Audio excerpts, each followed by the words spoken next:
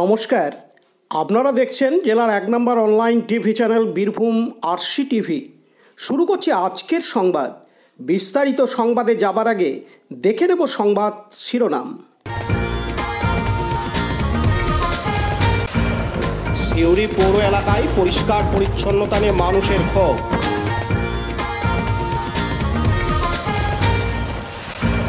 পড়ুয়াদের মানসিক স্বাস্থ্য বিষয়ক অনুষ্ঠান সিউড়িতে।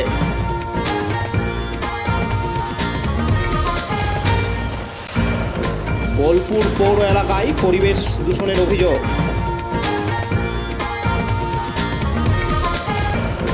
সাত সকালে ঝুলন্ত মৃতদেহ উদ্ধার মল্লারপুরের কোট গ্রামে।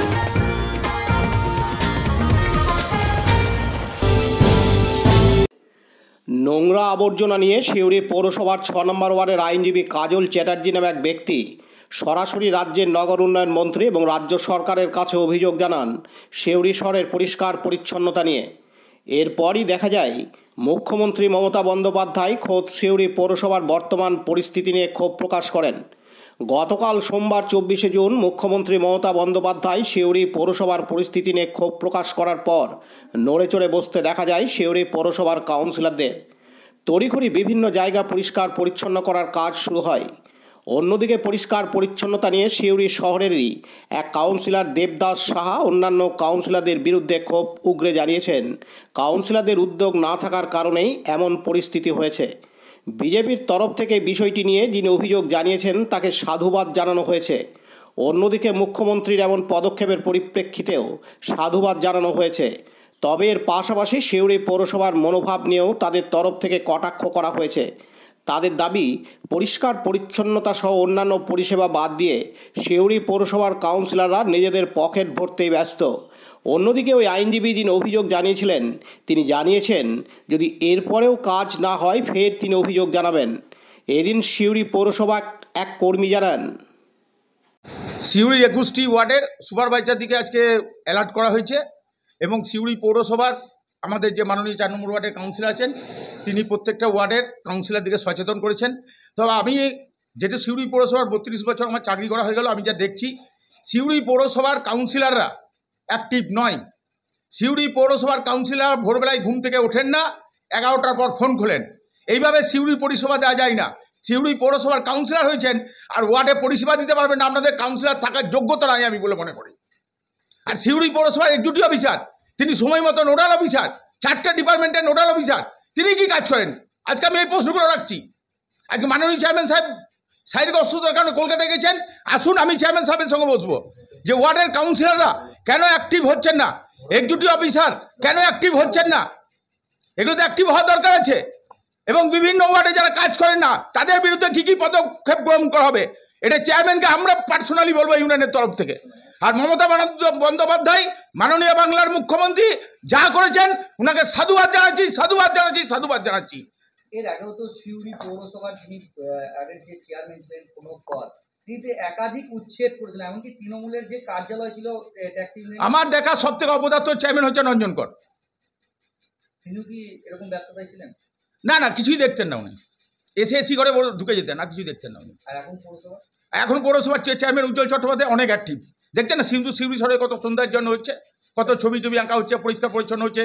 সিউড়ি সদর হাসপাতালে 4 জন সুইপিংকে দেওয়া হয়েছে এবং সিউড়ি পৌরসভার আমাদের ইউনিয়নের প্রেসিডেন্ট তথা এখানকার স্যানিটারি ইন্সপেক্টর সুব্রত চক্রবর্তী দিনরাত পরিশ্রম করেন, এটা আমরা নিজের চোখে দেখেছি। এবং এখানকার কনজারভেন্সি যে প্রেসিডেন্ট দেবদাস সাহা তিনিও খোঁজ খবর নেন। কাউন্সিলরদের, এক্সিকিউটিভ অফিসারের কেন কাউন্সিলর অ্যাক্টিভ হবে না? কেন কাউন্সিলরদের 11টা পর্যন্ত ফোন বন্ধ থাকবে? কেন ওয়ার্ডের সুপারভাইজাররা কর্মচারীরা যখন যাবে কাউন্সিলররা কেন খোঁজ খবর নেবেন না? আজকে বিভিন্ন ওয়ার্ডে সেগ্রিগেশন হচ্ছে, মাত্র সিউড়িতে একটি ওয়ার্ডে সেগ্রিগেশন হয় না, কেন হয় না? একদম 100% কাউন্সিলররা দায়ী। একদম, আমি তো চেয়ারম্যান সাহেবকে বলবো কাউন্সিলরদিকে শোকজ করুন আগে। এই যে আমি তো বললাম কাউন্সিলররা দায়ী, সিউড়ি পৌরসভার কাউন্সিলররা দায়ী, এক্সিকিউটিভ অফিসার দায়ী। আমি তো ডাইরেক্ট বলছি এক্সিকিউটিভ অফিসারের বিরুদ্ধে তদন্ত কমিশন গঠন করা হোক এবং শোকজ করা হোক। কেন উনি 4-5টা ডিপার্টমেন্টের নোডাল অফিসার হিসাবে রয়েছেন, কেন উনি সুধাকে ডাইরেক্ট রিপোর্ট দেন না? কেন বিভিন্ন দপ্তরে উনি রিপোর্ট দেন না? সিউড়ি সদর হাসপাতালে দেখা গেছিল জলের পরিচয় করছিল নর্দমা। অপদার্থ একটা সিএমওইচের জন্য, অপদার্থ সুপারের জন্য, এটা অপদার্থ সুপার, অপদার্থ সিএমওইচ। কিন্তু পৌরসভার উপর দায়িত্ব না, পৌরসভার ভিতরে কোনো দায়িত্ব নাই। কে বাজে কথা বলে? পৌরসভার হাসপাতালের ভিতরে দায়িত্ব হচ্ছে সিউড়ি সদর হাসপাতালের কর্মচারীদের, বাইরে এটা পরিষ্কার পরিচ্ছন্ন দায়িত্ব সিউড়ি পৌরসভার। অন্যদিকে এদিন আইনজীবী কাজল চ্যাটার্জি বলেন, হ্যাঁ, সিএমকে যেটা অভিযোগ জানিয়েছিল, এখানে একটা এনজিও কোম্পানি জানিয়েছিল। তো এখন আমিও টেক আপ করেছি। আমি তো চেয়ারম্যানকে জানিয়েছি, সেন্ট্রাল ইন্সপেক্টরকে জানিয়েছি যে 6 নম্বর ওয়ার্ডে পার্ট অফ 6 নম্বর ওয়ার্ড এটা। এই 6 নম্বর ওয়ার্ডের যে নোংরা, এত নোংরা পড়ে আছে, ভ্যাটটাকে ওখান থেকে উঠাতে বলেছি। একটা ডেঙ্গুর একটা টেন্ট দেখা যাচ্ছে। সুতরাং এইটাকে পরিষ্কার না করে, রাস্তা 10 বছর আগে আমাদের হয়েছে, তারপর ওই রাস্তাটা রিপেয়ার করতে বলেছি। অ্যাক্সিডেন্ট হচ্ছে বারবার, কিন্তু কিচ্ছু করছে না কেউ। আমরা জনস্বার্থ পিটিশন দিয়েছি 6 নম্বর 7 নম্বর মিলে। এই বার্তাটা কোথায় দিয়েছিলেন? চেয়ারম্যানকে দিয়েছিলাম। তারপরে কাজ না হওয়ায় কাজ হয়নি। তারপর আবার একটা আমি কপি পাঠিয়েছিলাম ফিরহাদ হাকিমকে, চিফ মিনিস্টারকে। মুখ্যমন্ত্রীর হাতে পৌঁছেছে সেগুলো? তা আমি জানি না ঠিক মুখ্যমন্ত্রীর হাতে পড়ছে কিনা। এখানে আমাদের যে ডেঙ্গু ইনচার্জ, যেটা হচ্ছে chief medical officer mister Raju, ওনাকে বলেছিলাম। উনি একটু লোক পাঠিয়েছিলেন। এখানে যে জমি চাষ করে, ও তো নিজেকে জমিদার মনে করে। ওই একটা ধীবর আছে, ও সমস্ত নোংরার জন্য ও কিচ্ছু বলে না, কিচ্ছু করে না, বঞ্চ তারও নোংরা ফেলে দিই। বাধ্য হয়ে কি আপনি কড়া পদক্ষেপ নিতে? কড়া পদক্ষেপ আমরা তো ঠিক করেছিলাম, যেটা একটা ফোরাম কোর্টে কেস হবে কিংবা হাইকোর্টে কেস হবে। তো মুখ্যমন্ত্রীকে জানিয়েছেন? হ্যাঁ, মুখ্যমন্ত্রীকে একটা কপি পাঠিয়েছি আমরা, ফিরহাদ হাকিমকেও কপি পাঠিয়েছি, পৌরমন্ত্রীকে। তো গত ব্যাপকভাবে এটা এসেছে এবং চিফ মিনিস্টার নিজে বলেছেন। এবং আজকেও দেখলাম আনন্দবাজারে, যাই হোক, আজকেও পেপারে দেখলাম একটা, যে চেয়ারম্যান একটা শোকজ করেছে। সেন্ট্রাল ইন্সপেক্টর সকালে ফোন আমি করেছিলাম, উনি বলছেন চেয়ারম্যানকে বলুন, চেয়ারম্যান বলছে কমিশনারকে বলুন। তাহলে সাধারণ নাগরিক হিসেবে আমরা এত ভোগ করব কেন? আমি রেগুলার ট্যাক্স দিই আমরা। বাধ্য হয়ে সিএমকে জানাতে হবে বলুন? হ্যাঁ, বাধ্য হয়ে আমরা সিএমকে আবার জানাতে হবে। যদি কাজ না হয় সিএমকে আবার জানাতে হবে। কি নাম আপনার? আমার নাম কাজল চ্যাটার্জি, অ্যাডভোকেট। কত নম্বর ওয়ার্ড আপনি? অপরদিকে এদিন সিউড়ি পৌরসভার কাউন্সিলর দেবদাস সাহা জানান, কালকে মমতা ব্যানার্জির, আমাদের মাননীয় মুখ্যমন্ত্রী মমতা ব্যানার্জির যে ভিসি ছিল, তাতে উনি অনেক কিছু মিউনিসিপ্যালিটির ক্ষোভ প্রকাশ করেছেন। তার মধ্যে আমাদের সিউড়ি একটা আছে। তো আমাদের তো প্রতিনিয়ত কাজ তো আমাদের হয়, না হওয়া নয়। আমাদের মেনটাতে আপনি যদি দেখবেন পরিষ্কার থাকে। এবার ওয়ার্ডে কিছু জায়গায় অবস্ট্রাকশন হচ্ছে, সেগুলো আমরা সজাগ করে দিয়েছি কাউন্সিলরদেরকে, যে আপনারা নিজেদের ওয়ার্ডগুলো চাক্ষুষ দেখে নিন। এছাড়াও আমাদের ধরুন ডেঙ্গুর কাজ তো সারা বছরই চলে, আমরা ইনকোয়ারিও করছি। আর সব থেকে আমাদের যে অবস্ট্রাকশন হচ্ছে এই যে আমাদের যে ড্রেনের উপরে যে ফুটপাথের যে দখলদারি, এটা আমরা খুব তাড়াতাড়ি চেয়ারম্যানকে নিয়ে বসে আমরা উচ্ছেদ করব। কারণ ড্রেনগুলো গেলে জাম হয়েছে, পরিষ্কার করতে পারছে না আমাদের লেবাররা। এই জন্য আমরা খুব তাড়াতাড়ি আমরা বসে উচ্ছেদগুলো করে আমরা ড্রেনটা ক্লিয়ারিং করবো। এতদিন তো এরা ফুটপাথের উপরে ব্যবসা করতো, মুখ্যমন্ত্রী করার নির্দেশের পরে কি ব্যবস্থা গ্রহণ? না করেছি, একবার 2বার 4বার ওদিকে তুলে দেওয়া হয়েছে, পরবর্তী ক্ষেত্রে আবার এক জায়গায় তুলছে, আবার এক জায়গায় বসে যাচ্ছে। এই জিনিস চলতে পারে না। আমরা ঠিক করছি আমাদের জেলা সমাহর্তা এবং এসপি সাহেব এদের সঙ্গে বসে আমরা প্রশাসনের সহযোগিতা নিয়ে সিউড়ির চেয়ারম্যানের উদ্যোগে আমরা টোটাল সিউড়িটাকে আমরা এনক্লোজমেন্ট বন্ধ করে দেবো। বলছি এই যে যারা আবার বসে যাচ্ছে, তাদের কি কাদের মদতে বসছে এরা? কারোর মদতে না, তার স্বেচ্ছায় বসে যাচ্ছে, কারোর মদতে না, ওরা নিজে যে বসে যাচ্ছে নিজের মতো করে। এগুলো ঠিক নয়, এগুলোকে কেউ মদত দেয় না, নিজেরাই বসে যাচ্ছে বেকার বলে। বেকার তো আরও জায়গা আছে। বলছি কালকে কড়া নির্দেশ কি পালন হচ্ছে? হ্যাঁ, অবশ্যই পালন হচ্ছে এবং পালন হয়ে যাবে। এবার এটা শুধু লোক দেখানি নাই, এটা ক্রমশ চলতে থাকবে। মুখ্যমন্ত্রী মমতা ব্যানার্জির নির্দেশে কি কাজ আরও দ্রুত? অবশ্যই উনি আমাদের হেড, তো উনি যখন নির্দেশ দেবেন সেটা আমাদের পালন করতেই হবে। আমাদের মুখ্যমন্ত্রী, মাননীয় মুখ্যমন্ত্রী যিনি প্রশাসনিক প্রধান, তার নির্দেশ আছে, তখন আমাদের এই কাজগুলো করে যেতেই হবে। আমার নাম দেবদাস সাহা, কাউন্সিলর 4 নম্বর ওয়ার্ড এবং সিআইসি। পাশাপাশি এক স্থানীয় বাসিন্দা বলেন, দেখুন, পৌরসভার মুখ্যমন্ত্রীর দেরি হলেও যে তিনি সিউড়ি পৌরসভার নজর দিনছে, এই জন্য যেমন ধন্যবাদ জানাই। সেই সঙ্গে ওরা ভেবেছিল পৌরপিতা চেঞ্জ হয়ে গেলে হয়তো উন্নয়ন হবে, কোটি কোটি টাকা পৌরসভায় আসছে, যাচ্ছে কোথায়? শুধু যাচ্ছে কোথায়? কাউন্সিলর এবং পৌরপিতাদের পকেট ভরা হচ্ছে, আর সাধারণ পাবলিক হ্যারাসমেন্ট হচ্ছে। আপনি দেখুন, সাধারণ মানুষ জাগ্রত হয়েছে, তাই সিউড়ি পৌরসভা বিরোধীদের বেশি ভোট পেয়েছে। কারণ একটাই, আমি ধন্যবাদ জানাই, আমার কাছে যেটুকু খবর আছে, 6 নম্বর ওয়ার্ডের এক উকিলবাবু তিনি সরাসরি মুখ্যমন্ত্রীকে চিঠি করেছেন। অর্থাৎ সাধারণ মানুষও মুখ্যমন্ত্রীকে যে ওয়ার্ডের যে জঞ্জাল পরিষ্কার হয় না সেটা চিঠি করছে, সেই জন্য তাকে যেমন ধন্যবাদ জানাই। এবং যেখানে যাবেন আপনি, যত্রতত্র ফুটপাথ তৈরি হয়েছে, ফুটপাথের পাশে বিভিন্নভাবে অবৈধ দোকান তৈরি হয়েছে, কোনো নজর নেই, কোনো নজর নেই। তো সিউড়ি পৌরসভা জঞ্জালে পরিণত হয়ে গেছে, এটা তো স্বাভাবিকই হবে। আপনি সামান্য বৃষ্টি, এই বর্ষা আসছে, সামান্য বৃষ্টি হলে সমস্ত ড্রেনের জল রাস্তার উপরে যায়, মানুষ চলাফেরা করতে পারছে না। টোটোর উৎপাত, কোনো নিয়ন্ত্রণ নেই, চারিদিকে টোটোর উৎপাত চলছে, কোনো নিয়ন্ত্রণ নেই। এক এক শ্রেণীর মানুষের ভোটের জন্য বিভিন্নভাবে যেটা কাটমানির নিয়ে বিভিন্নভাবে ফুটপাত তৈরি করছে। সাধারণ মানুষ জাগ্রত হয়েছে এবং তার এই লোকসভা নির্বাচনে তার ফলও কিছুটা দেখিয়েছে, সেই জন্য সাধারণ মানুষকে আমি ধন্যবাদ জানাই। আর পৌরসভার যারা আরও উন্নতি হয়, দিদিকে বলবো আরও বিশেষভাবে সিউড়ি পৌরসভা নজর দেন এবং জঞ্জাল মুক্ত করুন, এই আবেদন রাখছি। উন্নয়নের টাকা কি হচ্ছে? উন্নয়নের টাকা শুধু কাটমানিতে যাচ্ছে, প্রচুর টাকা আসছে, তাহলে উন্নয়নটা কী হচ্ছে? শুধু একটা আই লাভ সিউড়ি লিখে দিলেই তো উন্নয়ন হয় না। সিউড়ি পৌরসভাতে মানুষ, এখানে সদর হসপিটালের ধারে পাশে যান।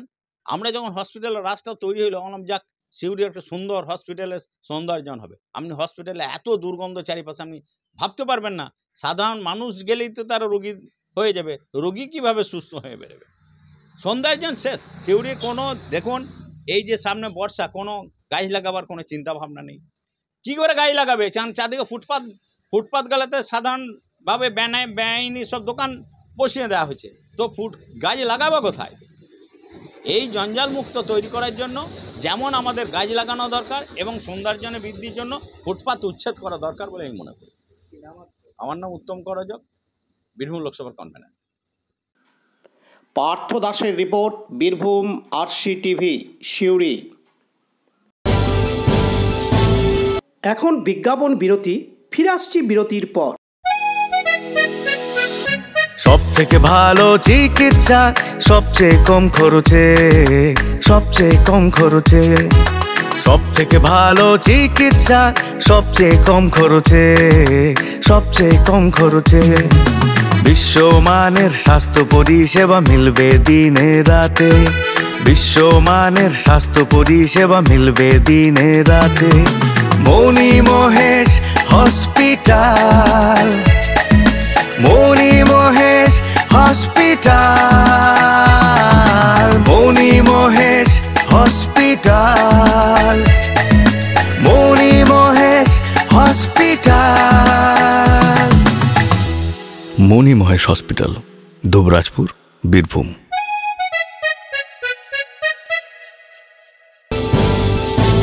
ফিরে এলাম বিরতির পর। আজ মঙ্গলবার 25শে জুন সিউড়ি সংলগ্ন করিদ্ধা বিদ্যানিকেতন উচ্চ বিদ্যালয়ে শিশু সুরক্ষা বিষয়ে একটি সচেতনতামূলক অনুষ্ঠান হলো। বিভিন্নভাবে পড়ুয়ারা শারীরিক ও মানসিকভাবে বিপর্যস্ত, তাই সিউড়িতে জয়প্রকাশ ইনস্টিটিউটের সহযোগিতায় পড়ুয়াদের মানসিক স্বাস্থ্য, বাল্যবিবাহের কুফল প্রভৃতি বিষয়ে আলোচনা হয়।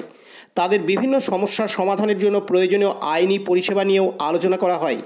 এদিনেই পারি থিয়েটারের পরিচালনায় নতুন আলোর খোঁজে নাটক মঞ্চস্থ করা হয় বয়সন্ধিকালে ছাত্রছাত্রীদের বিভিন্ন সমস্যা ও তার সমাধান নিয়ে। উপস্থিত ছিলেন জয়প্রকাশ ইনস্টিটিউটের আধিকারিক স্নিগ্ধা ঘোষ, বিদ্যালয়ের ভারপ্রাপ্ত শিক্ষিকা সুজাতা সাহা দাস, যিনি শিক্ষারত্ন সম্মানে ভূষিত হন। এদিন জয়প্রকাশ ইনস্টিটিউটের আধিকারিক স্নিগ্ধা ঘোষ জানান, আমি আসছি Jayaprakash institute of social change থেকে। আমাদের এই প্রজেক্টটি মানসিক স্বাস্থ্য এবং early child marriage, child rights, এই সমস্ত বিষয়কে কেন্দ্র করে হয়। আমাদের জয়প্রকাশ ইনস্টিটিউটে এছাড়া বীরভূমে 2টি হোম আছে, যেখানে বেশিরভাগই মানসিক স্বাস্থ্য সমস্যার অধিকারী মায়েরা থাকেন। আশা শক্তি সদন এবং আনন্দধারা। আর আমরা আপাতত মোটামুটি 20-25টি স্কুলে প্রোগ্রাম করে ফেলেছি। WBSCPCR এর সহায়তায়।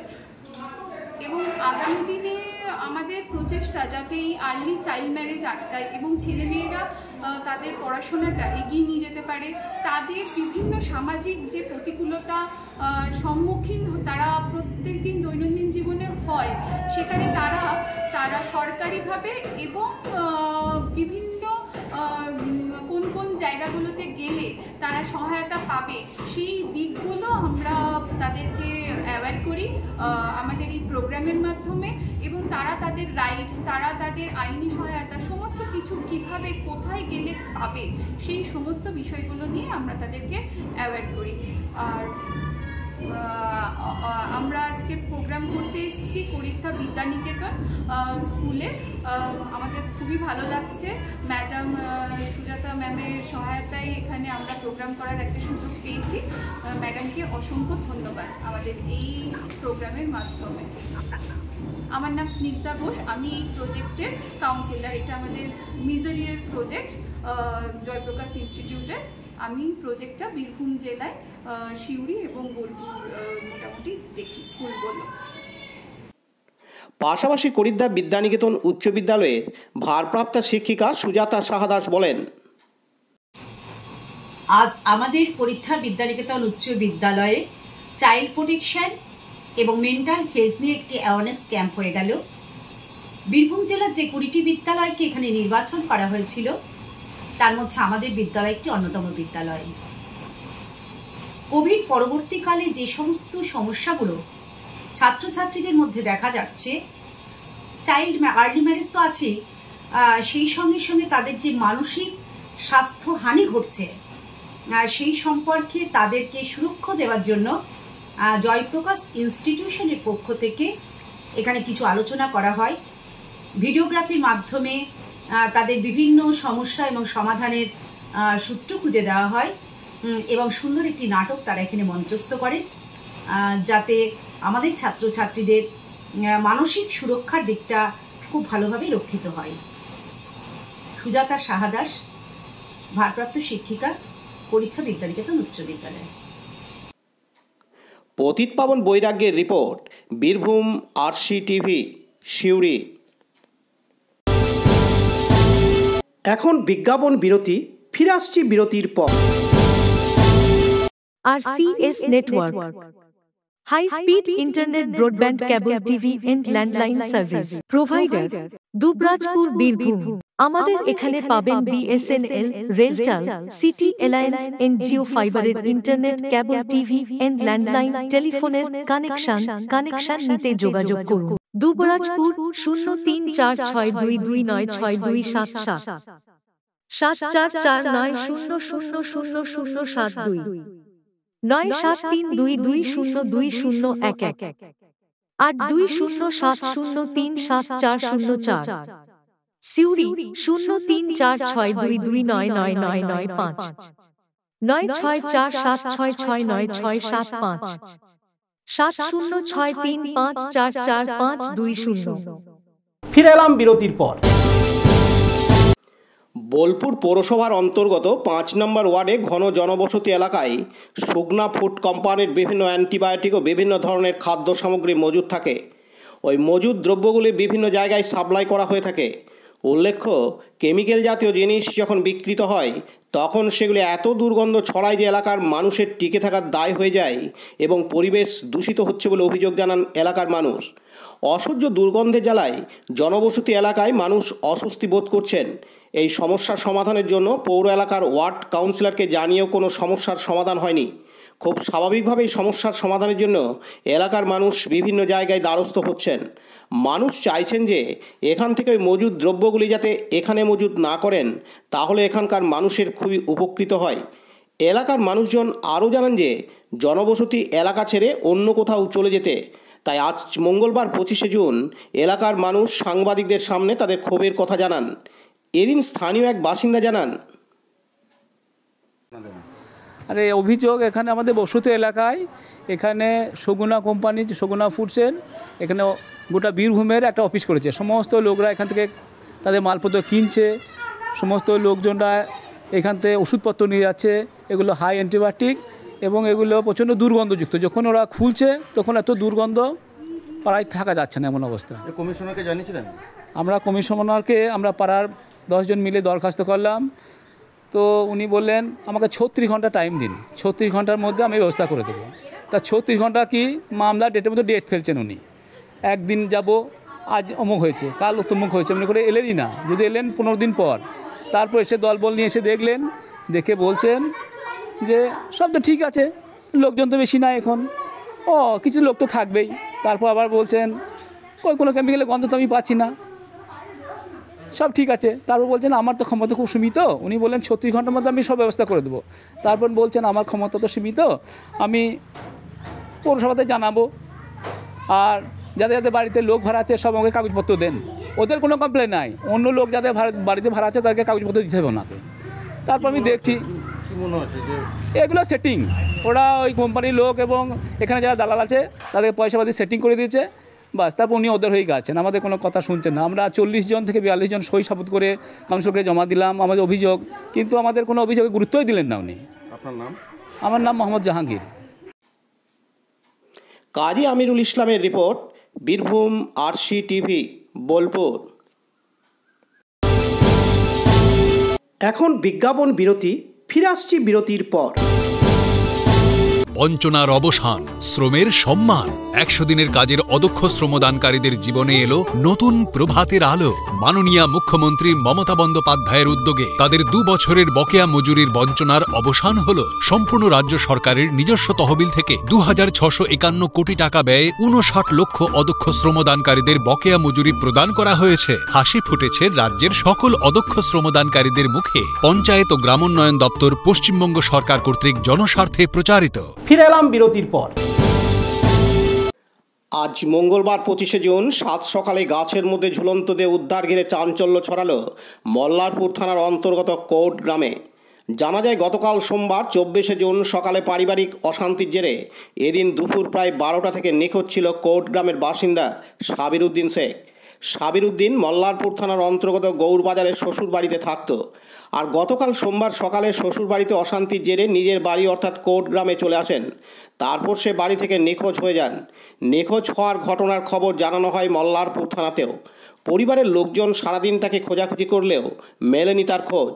তবে আজ মঙ্গলবার 25শে জুন সকাল প্রায় 6টা নাগাদ কোর্ট গ্রামের বাইরের দিকে একটি গাছে ওই ব্যক্তিকে ঝুলে থাকতে দেখে গ্রামবাসীরা। তড়িঘড়ি খবর দেওয়া হয় মল্লারপুর থানার পুলিশকে ও পরিবারের লোকজনকে। তারপরেই ঘটনাস্থলে ছুটে আসে পাড়া প্রতিবেশী সহ মল্লারপুর থানার পুলিশ।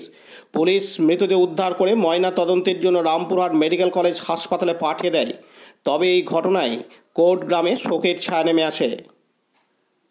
সুকান্ত রায়ের report, Birbhum RC TV, Mallarpur. আজকের সংবাদ এই পর্যন্ত। পরবর্তী সংবাদের জন্য চোখ রাখুন বীরভূম আরসি টিভির পর্দায়। নমস্কার।